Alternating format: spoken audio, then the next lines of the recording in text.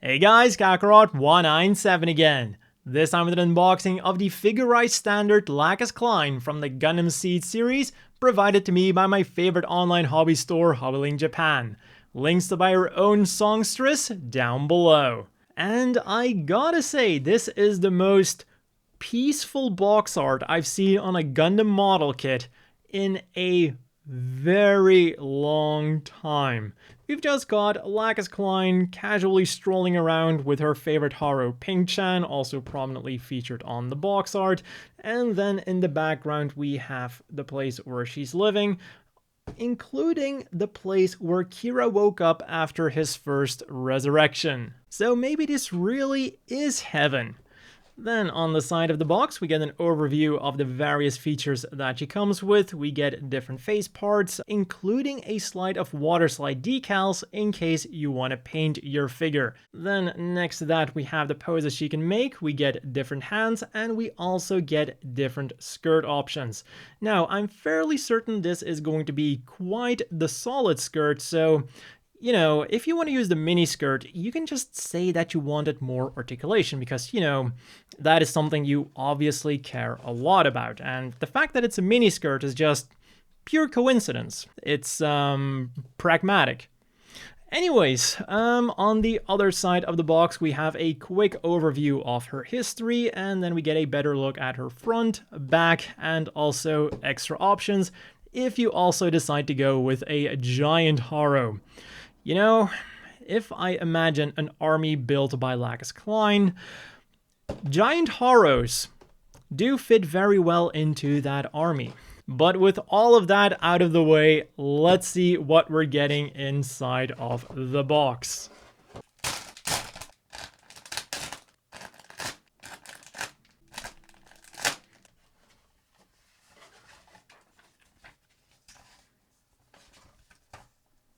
And this time around, rather than the multicolored ERunner, the ERunner is the figurized joint, which has been reused with many figurizes before this thing. So there's really not too much that I have to say about this that you probably don't know already. So let's move on to the B-Runner, which is the multicolored runner this time around. We have gold for that action base, and unfortunately it is the cheapo injection gold. If you want to use this and have it look really good, I would totally recommend you painting this. Although if you want to use it with the high-grade Revive Hyakushiki, I believe this is the same type of gold, so in that way it will look good with that thing straight out of the box. Other than that, we get the mini skirt, the sleeves, the hair, and the one thing I've been holding out on, the pink panties. And I am 100% sure that at least a few of you watching were actively wondering what color the panties were going to be. I know it is because I actually met someone like that at a convention once. Like, I was with a friend and we met a friend of him and we were like showing off what we bought, and I bought a figure with a skirt. I don't remember which figure it was, but like I'm showing like, hey, I bought this figure, and like the first thing he asks is, oh dude, what color are the panties? And I'm like, what the fuck? Like, that's the first thing you're gonna ask me? Seriously? So with that, I'm fairly certain some of you were wondering what color it was going to be. Then next up we have the ERunner with the rest of her clothing and also her shoes, which unfortunately do have hollow parts on them. Then after the ERunner, we get the D1 and the D2 runner stuck together, and they did choose a very good portion to separate them, because the D2 runner is now going to be very easy to reuse on all future Gundam Seed figurized standards.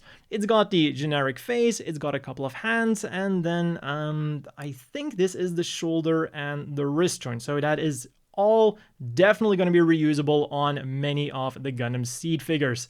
Then the rest are leg parts, belly parts, and a few other skin-related things. And then the final skin-related thing is the ERunner with a nice pre-painted face, and yeah, I gotta say, it's not amazing. It's not at the level of Kotobukiya's kits, but it is definitely acceptable enough. So moving on. Then next up we have the F1 and F2 runner for the skirt, and even though it does look somewhat more maneuverable than I was expecting, this probably still isn't going to give you the greatest mobility. Like, yeah, it does go out a little bit, but definitely not a lot. Then we've got the final normal runner, which is the GRunner with Ping-chan. Well, 2 Ping-chans, and also the one thing on this figure that you're gonna have to paint if you want everything to be completely color accurate. Now, we do also have those yellow lines here that you're gonna have to do something about, but if you have a look at the included sticker sheet, we do get yellow stickers for that. So I am kind of surprised that we didn't get any stickers for like this part of the Haro, but there's one thing they did really good on this thing that I gotta point out. You will see that the eyes here are cut out and that they are on the other side of this part. So if you want to paint the eyes, it's going to be really easy to do so. So that is some really good engineering. And since we just had a look at the stickers, let's also have a look at the water slide decals.